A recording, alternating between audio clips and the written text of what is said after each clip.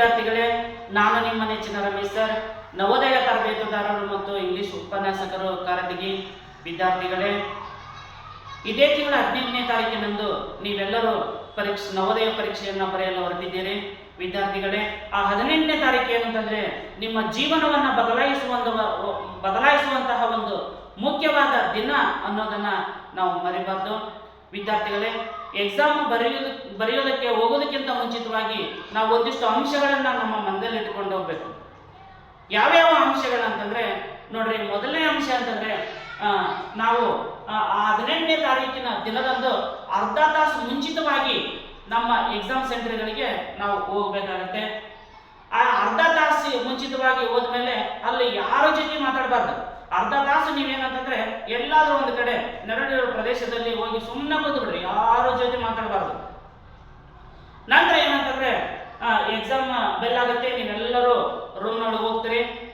Room ನೊಳಗೆ ಹೋದ್ಮೇಲೆ ಅಲ್ಲಿ ಏನಂತಂದ್ರೆ ಮೇಲ್ವಿಚಾರಕರು ಬರ್ತಾರೆ. ಮೇಲ್ವಿಚಾರಕರು ಬಂದು ಏನಂತಂದ್ರೆ ನಿಮ್ಗೆ ಈ ರೀತಿ ಏನಂತಂದ್ರೆ ಫಸ್ಟ್ ಬೆಲ್ ಆದ ಕೂಡಲೇ OMR ಶೀಟ್ ಅನ್ನ ಕೊಡ್ತಾರೆ. ಈ ರೀತಿ OMR ಶೀಟ್ ಇರುತ್ತೆ. ಈ ರೀತಿ OMR ಶೀಟ್ ಅನ್ನ ಕೊಡ್ತಾರೆ. OMR ಶೀಟ್ ಕೊಟ್ಟ ತಕ್ಷಣ ಏನಂತಂದ್ರೆ ನೀವು ಅಲ್ಲಿ ಒಂದು ಬೆಲ್ ಆಗುತ್ತೆ. ಬೆಲ್ ಆದ ತಕ್ಷಣ ಅಲ್ಲಿ ಮೇಲ್ವಿಚಾರಕರನ್ನ ನೀವೇನ್ ಮಾಡಬೇಕು, ಕೇಳಬೇಕು.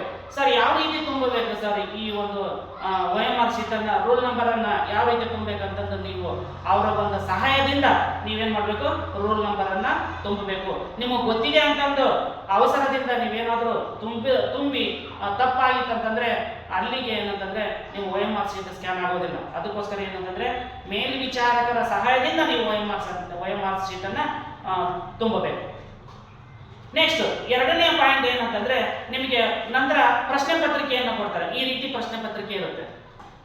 ಪ್ರಶ್ನೆ ಪತ್ರಿಕೆಯ ತೆಗೆದು ಕೂಡಲೇ ನಿಮಗೆ ಏನಂತಂದ್ರೆ ಚಿತ್ರಗಳು ಕಾಣಿಸ್ತಾವೆ. ಎಷ್ಟು ಚಿತ್ರಗಳು ಇರ್ತಾವ ಅಂತಂದ್ರೆ ಇಲ್ಲಿ 40 ಚಿತ್ರಗಳು ಇರ್ತಾವೆ. ಎಷ್ಟು ಚಿತ್ರಗಳು ಇರ್ತಾವೆ? 40 ಚಿತ್ರಗಳು ಇರ್ತಾವೆ. ಈ 40 ಚಿತ್ರವನ್ನ ನೀವು ಕೇವಲ 30 ನಿಮಿಷಗಳಲ್ಲಿ ಬಿಡಿಸ್ಬಿಡ್ಬೇಕು. 30 ನಿಮಿಷದಲ್ಲಿ ಬಿಡಿಸಿ ಏನ್ ಮಾಡೋದು, ನೆಕ್ಸ್ಟ್ ಯಾವುದು ಗದ್ಯ ಭಾಗಕ್ಕೆ ಹೋಗ್ಬೇಕು. ಫಿಕ್ಸ್ ಆಗಿರ್ಬೇಕು. ಇಲ್ಲೇ ನೀವು ಎಕ್ಸಾಮ್ ಬರೆಯೋದಕ್ಕಿಂತ ಮುಂಚಿತವಾಗಿ ಇಲ್ಲೇ ಮನೆಯಲ್ಲೇ ಫಿಕ್ಸ್ ಆಗಬೇಕು. ಮೊದಲು ನಾನು 40 ಚಿತ್ರವನ್ನು ಬಿಡಿಸ್ತೇನೆ, ನಂತರ ಎಲ್ಲಿಗೆ ಹೋಗ್ತೀನಿ, ನಾನು ಗದ್ಯ ಭಾಗವನ್ನ ನಾನು ಬಿಡಿಸ್ತೀನಿ ಅನ್ನೋದನ್ನ ನೀವೇನ್ ಮಾಡ್ಬೇಕು, ಮೈಂಡ್ ಅಲ್ಲಿ ಇಟ್ಕೊಂಡು ನೀವು ಹೋಗಿರ್ಬೇಕು. ನಂತರ ಏನಂತಂದ್ರೆ 3ನೇ ಭಾಗವಾಗಿ ನಾವು ಮ್ಯಾಥಮೆಟಿಕ್ಸ್ ಗಣಿತವನ್ನ ನಾವು ಬಿಡಿಸ್ತಾ ಹೋಗ್ಬೇಕು. ಇದನ್ನ 30 ನಿಮಿಷ ಮತ್ತು ಇದನ್ನ 30 ನಿಮಿಷ, 1 ತಾಸು ಆಯ್ತು. ಮತ್ತು ಇದು 1 ತಾಸಿಗೆ ನಾವೇನಂತಂದ್ರೆ ಗಣಿತವನ್ನ ಪ್ರಾಬ್ಲಮ್ ಮಾಡಕ್ಕೆ ಇಟ್ಕೋಬೇಕು. ಯಾಕಂತಂದ್ರೆ ಅಲ್ಲಿ ಸಮಯ ಸಾಕಷ್ಟು ಬೇಕಾಗುತ್ತೆ ನಮ್ಗೆ. ಅದಕ್ಕೋಸ್ಕರ 1 ತಾಸು ಏನಂತಂದ್ರೆ ನಾವು ಗಣಿತಕ್ಕೆ ಇಟ್ಕೋಬೇಕು. ಸರ್, ಈಗ ನಾವು ಚಿತ್ರವನ್ನ ಯಾವ ರೀತಿ ಬಿಡಿಸ್ಬೇಕು ಸರ್ ಅನ್ನೋ ಒಂದು ಪ್ರಶ್ನೆ ಬರ್ತೈತಿ. ನೋಡ್ರಿ, ಈಗ 40 ಚಿತ್ರಗಳು ಇರ್ತವೆ. 40 ಚಿತ್ರವನ್ನ ನಾವು ಬಿಡಿಸ್ತಾ ಹೋಗ್ತಾ ಇರ್ತೀವಿ.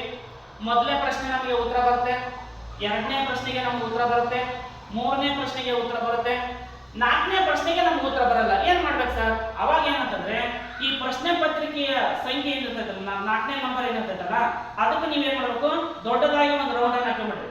ಇದನ್ನು ಬಿಟ್ಟಿದ್ದೀವಿ ಅನ್ನೋದು ಗೊತ್ತಾಗುತ್ತೆ ನಿಮ್ಗೆ. ನೆಕ್ಸ್ಟ್ 5ನೇ ಕ್ವಶನ್ಗೆ ಆನ್ಸರ್ ಬಂತ 6, 7, 8, 9, 10 ಈ ಎಲ್ಲಾ ಪ್ರಶ್ನೆಗಳಿಗೆ ನೀವು 40 ಪ್ರಶ್ನೆಗಳಿಗೂ ಕೂಡ ಉತ್ತರವನ್ನ ನೀಡ್ತಾ ಹೋಗ್ಬೇಕು.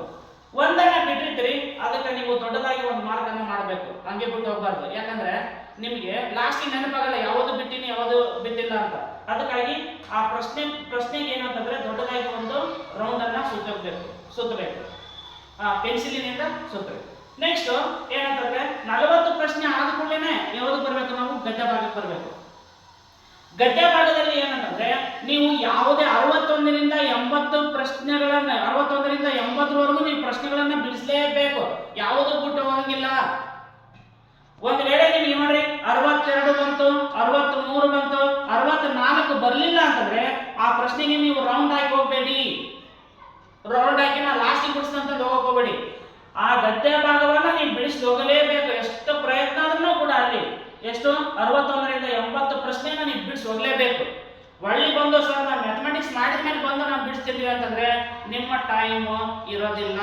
ಯಾಕಂದ್ರೆ ಒಳ್ಳೆ ಬಂದು ಮತ್ತೆ ನೀನು ಗದ್ಯ ಭಾಗ ಓದಿ ನೀನು ಪ್ರಶ್ನೆಯನ್ನು ಬಿಡಿಸ್ಬೇಕಾಗುತ್ತೆ.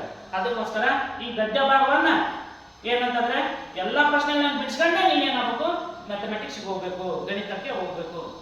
ಗಣಿತ ನೋಡ್ರಿ 1 ತಾಸು ಇರುತ್ತೆ. 1 ತಾಸಿನಲ್ಲಿ 20 ಪ್ರಶ್ನೆಗಳನ್ನ ಬಿಡಿಸ್ಬೇಕು ನೀನು.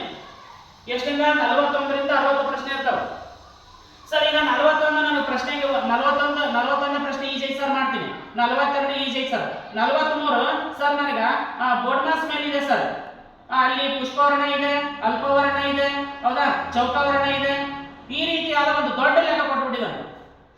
ನೀವು ಇದನ್ನ ಮಾಡ್ತಾ ಕೊಡ್ಬೇಡಿ, ಯಾಕಂದ್ರೆ ಮುಂದಿನ ಈಜಿ ಇರ್ತ ಲೆಕ್ಕ ಅವನ್ನೆಲ್ಲ ಮಾಡ್ಕೊಂಬಿಡಿ. ಇದಕ್ಕೆ ಬೇಕಾದ್ರೆ ಏನ್ ಮಾಡ್ರಿ, ರೌಂಡ್ ಹಾಕ್ರಿ. ಈಗ ಇದನ್ನ ಮಾಡಿಲ್ಲ ಅಂತ ರೌಂಡ್ ಹಾಕ್ರಿ. ನೆಕ್ಸ್ಟ್ ಮುಂದಿನ ಪ್ರಶ್ನೆಗೆ ಹೋಗ್ರಿ, ಎಲ್ಲಾ ಪ್ರಶ್ನೆಗಳನ್ನ ಬಿಡಿಸ್ರಿ. ನೆಕ್ಸ್ಟ್ ಏನಂತಂದ್ರೆ ಇಲ್ಲಿ ನೋಡ್ರಿ, ಈಗ ಫಾರ್ ಎಕ್ಸಾಂಪಲ್ ಏನಂತಂದ್ರೆ ಎಷ್ಟು 74ನೇದು ಏನಂತಂದ್ರೆ ನಿಮಗೆ ಒಂದು ಟಫ್ ಆದಂತ ಲೆಕ್ಕ ಇರುತ್ತೆ, ಅದನ್ನ ನೀವು ಮಾಡಬೇಡ್ರಿ. ಯಾಕಂತಂದ್ರೆ ಇಲ್ಲಿ ಎಷ್ಟು 79ನೇ ಪ್ರಶ್ನೆ ಏನಂತಂದ್ರೆ ನಿಮಗೆ ಅತಿ ದೊಡ್ಡ ಮತ್ತು ಅತಿ ಚಿಕ್ಕ ಸಂಖ್ಯೆಗಳ ವ್ಯತ್ಯಾಸ ಅಂತ ಕೇಳ್ತಾನೆ. ಇಲ್ಲಿ ನೀವು ಈಜಿ ಮಾಡಿಬಿಡ್ಬೋದು. ಇಲ್ಲಿ ನೀವು 74ನೇ ಪ್ರಶ್ನೆಯನ್ನ ದೊಡ್ಡ ಪ್ರಶ್ನೆಗೆ ನೀವು ಇಲ್ಲಿ ಮಾಡ್ತಾ ಕೂತಂದ್ರೆ 10 ನಿಮಿಷ ತಗೊಂಡ್ರೆ ನಿಮ್ಮ ಸಾಲ್ವ್ ಆಗೋ ಪ್ರಾಬ್ಲಮ್ ಅದು. ಅಲ್ಲಿ ಕುಂದ್ರಕೋಬೇಡಿ, ಪ್ರಶ್ನೆಗಳನ್ನೆಲ್ಲ ಬಿಡಿಸ್ಬಿಡ್ರಿ. 79 ಪ್ರಶ್ನೆ ಈಜಿ ಇರುತ್ತೆ, 80ನೇ ಪ್ರಶ್ನೆ ಈಜಿ ಇರುತ್ತೆ, ಅದನ್ನೆಲ್ಲ ಬಿಡಿಸ್ಕೊಂಡು ಟಫ್ ಆದಂತ ಲೆಕ್ಕಗಳು ನಿಮಗೆ ಬರೋದು ಕೇವಲ ಆಲ್ರೆಡಿ ಹೇಳಿದ್ದೀನಿ ನಾನು.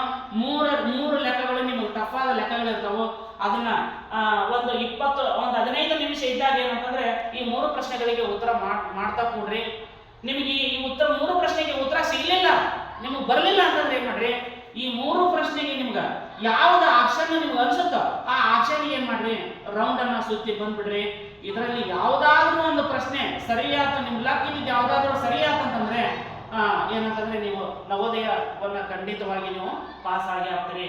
ನೋಡ್ರಿ, ಪ್ರಶ್ನೆ ಪತ್ರಿಕೆಯಲ್ಲಿ ಮ್ಯಾಥಮೆಟಿಕ್ಸ್ ದೊಡ್ಡ ಲೆಕ್ಕದವು ಅಂತಂದು ನೀವು ಅಲ್ಲಿ ಭಯ ಪಡುವಂತ ವಿಷಯ ಇಲ್ಲ. 3 ಲೆಕ್ಕಗಳು ಮಾತ್ರ ದೊಡ್ಡ ಲೆಕ್ಕ ಇರ್ತಾವು, ಉಳಿಕೆದು ಎಲ್ಲವೂ ಈಜಿ ಇರ್ತಾವೆ. ಎಲ್ಲವನ್ನ ಮಾಡ್ಕೊಂಡ್ರಿ. ಈ 3 ಲೆಕ್ಕಕ್ಕೆ ಏನಂದ್ರೆ ಲಾಸ್ಟಿಗೆ ಮಾಡ್ತಾ ಕೂತ್ಕೊಳ್ರಿ. ಬರ್ಲಿಲ್ಲ OMR ಶೀಟಲ್ಲಿ ನಿಮ್ಗೆ ಯಾವ ಪ್ರಶ್ನೆ ಅಂತ ಆ ಪ್ರಶ್ನೆಯನ್ನ ನೀವು ದುಂಡು ಸುತ್ತಿ ಬಂದ್ಬಿಡ್ರಿ. ಯಾವುದನ್ನ ಖಾಲಿ ಬಿಡಕ್ ಹೋಗ್ಬೇಡ್ರಿ, ನಿಮಗೆ ನೆಗೆಟಿವ್ ಇರೋದಿಲ್ಲ. 80 ಪ್ರಶ್ನೆಗೂ ಉತ್ತರಿಸ್ರಿ, ಯಾವುದನ್ನ ಬಿಡಕ್ ಹೋಗ್ಬೇಡ್ರಿ. ಯಾಕಂದ್ರೆ ನಿಮಗೊಂದು ವೇಳೆ ತಪ್ಪಾಗಿ ನೀವು ರೌಂಡ್ ಅನ್ನ ಸುತ್ತಿದ್ರೆ ಇದು ಗ್ರೇಸ್ ಆಗಿತ್ತಂದ್ರೆ, ಇದು ಗ್ರೇಸ್ ಆತಂದ್ರೆ ಅದು ಮಾರ್ಕ್ಸ್ ನಿಮಗೆ ಬರುತ್ತೆ. ಅದಕ್ಕೋಸ್ಕರ ಯಾವುದು ಪ್ರಶ್ನೆಯನ್ನು ನೀವು ಬಿಡಬೇಡ್ರಿ, ಎಲ್ಲದನ್ನ ನೀವು ದುಂಡು ಸುತ್ತಿ ಬರಬೇಕಾಗುತ್ತೆ. ನೋಡ್ರಿ, ಇನ್ನೊಂದು ವಿಷಯ ನಿಮ್ಗೆ ಹೇಳ್ತೀನಿ. ಏಪ್ರಿಲ್ 1ರಿಂದ ನಾವು ನಮ್ಮ ನವಚೇತನ ನವೋದಯ ತರಬೇತಿ ಕೇಂದ್ರದಲ್ಲಿ ಬೇಸಿಗೆ ರಜೆಯನ್ನ ನಾವು ಮಾಡ್ತಾ ಇದ್ದೀವಿ. 2 ತಿಂಗಳು ಸೂಪರ್ ಡೂಪರ್ ಆಗಿ ಕ್ಲಾಸ್ ಇರ್ತಾವು. 2 ತಿಂಗಳಲ್ಲಿ ನಾವು ನವೋದಯ ಸಿಲೆಬಸ್ ಅನ್ನು ಮುಗಿಸ್ತೀವಿ, ಮೊರಾರ್ಜಿ ಸಿಲೆಬಸ್ ಅನ್ನು ಮುಗಿಸ್ತೀವಿ. ಬೇಸಿಕ್ ಇದ್ದವ್ರು, ಬೇಸಿಕ್ ಇಲ್ಲ ಅಂದವ್ರಿಗೆ, ಈಗ ಕನ್ನಡ ಓದಕ್ ಬರೋದಿಲ್ಲ, ಇಂಗ್ಲಿಷ್ ಓದಕ್ ಬರೋದಿಲ್ಲ, ಆಮೇಲೆ ಮ್ಯಾಥಮೆಟಿಕ್ಸ್ ಏನೋ ಗೊತ್ತಿಲ್ಲ ಅಂದವ್ರಿಗೂ ಕೂಡ ಏನಂತಂದ್ರೆ ಇಲ್ಲಿ ಫೌಂಡೇಶನ್ ಅಂತ ಒಂದು ಕೋರ್ಸ್ ಇರುತ್ತೆ. ಆ ಫೌಂಡೇಶನ್ ಕೂಡ ನೀವು ಮಾಡಬಹುದು. ಗೊತ್ತಿಲ್ಲದವ್ರಿಗೆ ನೀವು ಹೇಳಿ ನವಚೇತನದಲ್ಲಿ ಒಂದು ಈ ಕೋರ್ಸ್ಗಳಿದ್ದಾವೆ, ನಾವು ಇಲ್ಲಿ ಕಲಿಬೇಕು ಅಂತಂದು ನೀವು ಬೇರೆಯವ್ರಿಗೆ ಹೇಳಿದ್ರಂದ್ರೆ ಅವರು ಕೂಡ ಬರಲಿ. ನಿಮ್ಮ ಏನಂದ್ರೆ ನಮ್ಮ ನವಚೇತನ ನವೋದಯ ತರಬೇತಿ ಕೇಂದ್ರ ನಿಮ್ಮ ಗುರಿಗೆ ಒಂದು ಮೊದಲೇ ಹೆಜ್ಜೆ ಆಗುತ್ತೆ ಅಂತ ಹೇಳ್ತಾ ಮತ್ತೆ ಮುಂದೆ ಹೋಗೋಣ. ಏನಾಗುತ್ತೆ ನೆಕ್ಸ್ಟ್, ಆಮೇಲೆ ಇನ್ನೊಂದು ಪಾಯಿಂಟ್ ಅನ್ನ ನಾವು ಮಾಡ್ತೀವಿ. ಎಕ್ಸಾಮ್ ಹೋಗೋದಕ್ಕಿಂತ ಮುಂಚಿತವಾಗಿ ನಮಗೆ 2 ಪೆನ್ನುಗಳನ್ನ ತಗೊಂಡು ಹೋಗ್ರಿ. ಒಂದು ನೋಡ್ರಿ, ಒಂದೇ ರೀತಿಯ 2 ಪೆನ್ನುಗಳಾಗಿರ್ಬೇಕು. 2 ಬ್ಲೂ ಆಗಿರ್ಬೋದು ಅಥವಾ 2 ಏನಾಗಿರ್ಬೋದು, ಬ್ಲಾಕಿಂಗ್ ಆಗಿರ್ಬೋದು. ಯಾಕೆ 2 ಇರ್ಬೇಕಂತಂದ್ರೆ ಒಂದು ಪೆನ್ ಏನಾದ್ರೂ ಹತ್ತಿಲ್ಲ ಅಂತಂದ್ರೆ ಇನ್ನೊಂದು ಪೆನ್ ತಗೊಂಡು ನಾವು ಅಲ್ಲಿ ಬರೀಬೇಕು. ಒಂದೇ ಪೆನ್ ತಗೊಂಡಾಗಿದ್ದ ಸರ್ ನಾನು ಹತ್ತಿಲ್ಲ, ಪಕ್ಕದವ್ರನ್ನ ಯಾರ್ದು ತಗೊಂಡು ನಾನು OMR ಶೀಟ್ ತಿದ್ದುಬಿಟ್ಟೆ ಅಂತಂದ್ರೆ ನೋಡ್ರಿ, ಇಂಕ್ಗಳು ಬೇರೆ ಬೇರೆ ಆಯ್ತಂತಂದ್ರೆ ನಿಮ್ಮ OMR ಶೀಟ್ ಸ್ಕ್ಯಾನ್ ಆಗೋದಿಲ್ಲ, ನೀವು ನವೋದಯ ಪಾಸ್ ಆಗೋದಿಲ್ಲ. ಅದಕ್ಕಾಗಿ ಏನಂತಂದ್ರೆ ಒಂದೇ ರೀತಿಯ 2 ಪೆನ್ನುಗಳನ್ನು ಒಯ್ರಿ, ಜೊತೆಗೆ ಒಂದು ಪೆನ್ಸಿಲ್ ಅನ್ನು ಓದ್ರಿ. ಯಾಕಂತಂದ್ರೆ ಗೊತ್ತಿಲ್ಲದ ಪ್ರಶ್ನೆಗಳನ್ನ ತುಂಡು ಸುತ್ತಬೇಕಲ್ಲ, ಪೆನ್ನಿಗೆ ಹಾಕ್ಬೇಡ್ರಿ, ಆಮೇಲೆ ಪಕ್ಕದವರಿಗೆ ಗೊತ್ತಾಗ್ಬಾರ್ದವು. ಅದಕ್ಕಾಗಿ ಒಂದು ಪೆನ್ಸಿಲ್ ಅನ್ನು ಓದ್ರಿ, ಒಂದು ಎರೇಸರ್ ಓದ್ರಿ, ಆಮೇಲೆ ಒಂದು ಶಾರ್ಪ್ನರ್ ಅನ್ನು ಓದ್ರಿ. ನಿಮ್ಗೆ ಅಲ್ಲಿ ಅನುಕೂಲ ಆಗುತ್ತೆ ಎಕ್ಸಾಮ್ ಅನ್ನ ಬರೆಯಕ್ಕೆ. ಈ ರೀತಿಯಾಗಿ ಏನಂತಂದ್ರೆ ನೀವು ನವೋದಯ ಪರೀಕ್ಷೆಯನ್ನ ಸರಿಯಾಗಿ ನೀವು ಬರ್ದಿದ್ದೆ ಅಂತಂದ್ರೆ ನವೋದಯ ಪರೀಕ್ಷೆಯಲ್ಲಿ 100% ನೀವು ಏನಂತಂದ್ರೆ ಸಕ್ಸಸ್ ಆಗೇ ಆಗ್ತೀರಿ. ನೋಡ್ರಿ, ಒಂದು ಮಾತಂದ್ರೆ ನಿಜ, ನೀವು ಎಕ್ಸಾಮ್ ಹಾಲಲ್ಲಿ ಕೂತಾಗ ನೀವು ಭಯ ಪಡುವಂತಹ ಏನು ವಿಷಯ ಇರೋದಿಲ್ಲ, ಹೆದರುವಂತಹ ವಿಷಯ ಇಲ್ಲ. ಅಲ್ಲಿ ಏನಂತಂದ್ರೆ ಎಲ್ಲರೂ ಚೆನ್ನಾಗಿ ಬರೀತಾರೆ ಅಂತ ನೀವು ಅನ್ಕೊಳಕ್ ಹೋಗ್ಬೇಡಿ. ನಾನು ಇಲ್ಲಿ ಎಲ್ಲರಿಗಿಂತ ಚೆನ್ನಾಗಿ ನಾನು ಬರೀತೀನಿ ಅಂತ ಕಾನ್ಫಿಡೆಂಟ್ ಮೇಲೆ ನೀವು ಪರೀಕ್ಷಾ ಹಾಲ್ನಲ್ಲಿ ಕುಂದ್ರಿ 100% ನೀವು ಸಕ್ಸಸ್ ಆಗೇ ಆಗ್ತೀರಿ, ನವೋದಯ ಪಾಸ್ ಆಗೇ ಆಗ್ತೀರಿ ಅಂತಂದು ನಾನು ಈ ವಿಡಿಯೋದಲ್ಲಿ ಹೇಳ್ತಾ ಇದ್ದೀನಿ. ನೋಡ್ರಿ, ನಮ್ಮ ಗುರಿ ಕರೆಕ್ಟ್ ಆಗಿ ಇತ್ತಪ್ಪ ಅಂತಂದ್ರೆ 100% ನೀವು ನವೋದಯ ಪಾಸ್ ಆಗೇ ಆಗ್ತೀರಿ. ಆಗ್ತಿದೆ ಅಂತ ಹೇಳ್ತಾ ಮತ್ತೆ ಮುಂದಿನ ವಿಡಿಯೋದಲ್ಲಿ ಮತ್ತೊಂದು ವಿಡಿಯೋದಲ್ಲಿ ನಾನು ಈ ಮ್ಯಾಥಮೆಟಿಕ್ಸ್ 20ಕ್ಕೆ 20 ಲೆಕ್ಕವನ್ನ ಯಾವ ರೀತಿ ಬಿಡಿಸಬೇಕು ಅನ್ನೋದನ್ನ ಮುಂದಿನ ವಿಡಿಯೋದಲ್ಲಿ ಹೇಳ್ತೀನಿ. ಎಲ್ಲರೂ ಸಿದ್ಧರಾಗಿ ಪರೀಕ್ಷೆಯನ್ನ ಎದುರಿಸಿ ಅಂತ ಹೇಳ್ತಾ ಮತ್ತೆ ಮುಂದಿನ ವಿಡಿಯೋದಲ್ಲಿ ನಾವು ಭೇಟಿ ಆಗೋಣ. Good luck.